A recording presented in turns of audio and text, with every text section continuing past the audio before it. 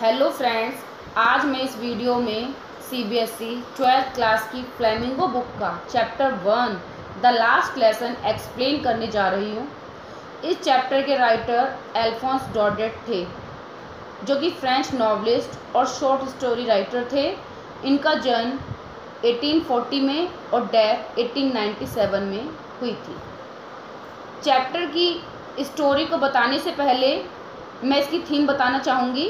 यह चैप्टर किसी भी व्यक्ति के लिए उसकी अपनी मदर टंग या नेटिव लैंग्वेज और एजुकेशन के महत्व को दर्शाता है।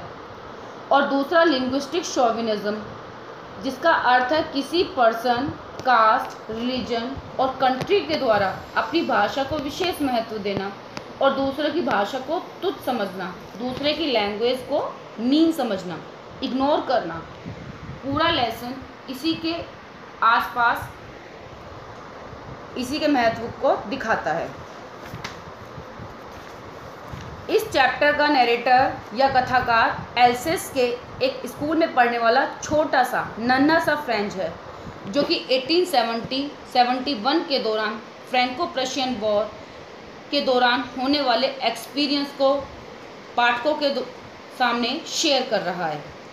जब फ्रांस के दो जिले अल्सेस और लॉरेन प्रशियन के हाथों में चले गए थे, प्रशियन के कंट्रोल में आ गए थे।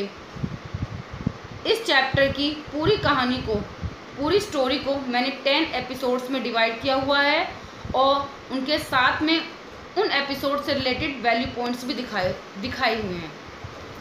फर्स्ट एपिसोड फ्रेंच के बारे में है। वह बताता है कि उसके टीचर मिस्टर हैमल ने उसे ग्रामर में पार्टिसिपल्स याद करने के लिए दिए थे, जो उसे याद नहीं थे। वह स्कूल जाने से डर रहा है, लेट है, लेकिन वो स्कूल नहीं जाना चाहता। स्कूल जाने के बजाय उसे चिड़ियों की चर्पिंग सुनना पसंद है, प्रशियन सोल्जर्स की ड्रिलिंग देखना पसंद है, लेकिन फिर भी वो बेमन से स्कूल जाने के लिए तैयार हो गया। सेकंड एपिसोड बुलेटिन बोर्ड के बारे में। बुलेटिन बोर्ड के पास काफ़ी लोगों की भीड़ इकट्ठा थी। 2 सालों से इस बोर्ड पर बुरी खबरें आ रही थी कि फ्रांस के कौन कौन से हिस्से प्रशिया में चले गए और कौन कौन से नए अपॉइंटमेंट हुए हैं और बर्लिन से कौन कौन से नए ऑर्डर आ रहे हैं। एक ब्लैक स्मिथ हैं जो अपने हेल्पर के साथ हैं, वॉचर है। वो कहते हैं फ्रेंच से कि ए लड़के, धीरे धीरे चलो, करेक्ट टाइम पर स्कूल पहुंच जाओगे। थर्ड एपिसोड के बारे में बच्चों मैं आपको बताना चाहूँगी कि ये स्कूल क्लासरूम के बारे में है। जब फ्रेंच स्कूल में एंट्री करता है तो बिल्कुल स्कूल का एटमॉस्फेयर संडे मॉर्निंग्स की तरह है, बिल्कुल साइलेंट, पिन ड्रॉप साइलेंस। जैसे वो क्लास में एंट्री करता है, कोई डेस्क का, बेंचेस का कोई कमोशन नहीं, और जिस तरह से आमतौर पर टीचर्स रूलर हाथ में लेकर टैपिंग करते हैं टेबल्स पर, इस तरह की कोई आवाज़ें नहीं हैं। फोर्थ एपिसोड मिस्टर हैमल के बारे में है, जो नई ड्रेस में आए हैं। वो ड्रेस आमतौर पर जिस तरह से टीचर्स प्राइज डेज पर या इंस्पेक्शन डेज पर पहना करते हैं और मिस्टर हैमल पहना करते थे, बिल्कुल न्यू ड्रेस। उनका ग्रीन कोट है, फ्रिल्ड शर्ट है, झालरदार शर्ट है, ब्लैक कैप है और सभी एम्ब्रॉयडर्ड है, मीन्स कढ़ा हुआ है। फिफ्थ एपिसोड के बारे में मैं आपको बताना चाहूँगी। ये एपिसोड विलेजर्स के बारे में है, जो बेंचर्स हैं आज क्लास में पिछली सीटों पर बैठे हैं। आमतौर पर उन सीटों पर कोई नहीं बैठता था, वो खाली रहती थी, लेकिन आज उन सीटों पर विलेजर्स बैठे हुए हैं। उन विलेजर्स में ओल्ड हाउसर हैं जो 3 कॉर्नर हैट लगाए हुए हैं और जिनके हाथ में ओल्ड प्राइमर है, मीन्स कागजों का एक पुलिंदा है। इसके अलावा फॉर्मर मेयर हैं, फॉर्मर पोस्टमास्टर हैं और भी दूसरे पर्सन हैं। Sixth episode French declaration of order by mister हैमल के बारे में है। आज मिस्टर हैमल बर्लिन से आया हुआ ऑर्डर सुनाते हैं कि from tomorrow German would be taught in schools of Alsace and Lorraine, means कल से अल्सेस और लॉरेन के स्कूल्स में जर्मन पढ़ाई जाएगी और जर्मन टीचर आएगा। आज फ्रेंच लैंग्वेज का लास्ट लेसन है जो वो पढ़ाने जा रहे हैं। अब फ्रेंच को सारी बात समझ में आ गई कि क्यों तो बुलेटिन बोर्ड के पास इतनी भीड़ इकट्ठे थी और क्यों आज विलेजर्स बैठे हुए हैं ये सारी बात मुझे अब समझ में आ गई। अब आते हैं हम 7th एपिसोड पर। 7th episode, repentance to ignore French language by French and others. आज जब उनको पता चल गया कि फ्रेंच लैंग्वेज का लास्ट डे है, तब उन्हें पश्चाताप हो रहा है, अफसोस हो रहा है सभी को कि काश वो मन लगाकर अपनी भाषा को समझ पाते, उसे पढ़ पाते, उसको महत्व दे पाते, उसे इम्पोर्टेंस दे पाते। अब पहले हम बात करते हैं फ्रेंच के बारे में। फ्रेंच को अपनी भाषा को सीखने से अच्छा क्या लगता था, क्लास में पढ़ने से अच्छा क्या लगता था, बंक करना क्लास को। उसे बर्ड्स के एग्स को देखना पसंद था, और सार एक नदी का नाम है, नदी पर चुपके जाना पसंद था। बुक्स और पार्टिसिपल्स उसको वल्गर लगते थे, यूजलेस लगते थे। टीचर्स उसको क्रैंकी लगते थे, और हिस्ट्री ऑफ सेंट्स उसको हैवी लगती थी। अगर हम पेरेंट्स के बारे में बातें करें तो पेरेंट्स भी प्रेफरेंस देते थे अपने बच्चों को मिल में जाएं, पैसे कमाएं, कि वो स्कूल ना जाएं। अगर हम बात करें मिस्टर हैमल के बारे में, तो मिस्टर हैमल भी कितनी बार क्लास लेने के बजाय बच्चों को, अपने स्टूडेंट्स को कह देते थे कि फ्लावर्स को पानी दे आओ, जो गार्डन में फ्लावर्स हैं उनको पानी दे आओ, वाटर दे आओ, और खुद फिशिंग पर जाना पसंद करते थे। 8th एपिसोड है इम्पोर्टेंस ऑफ मदर टंग।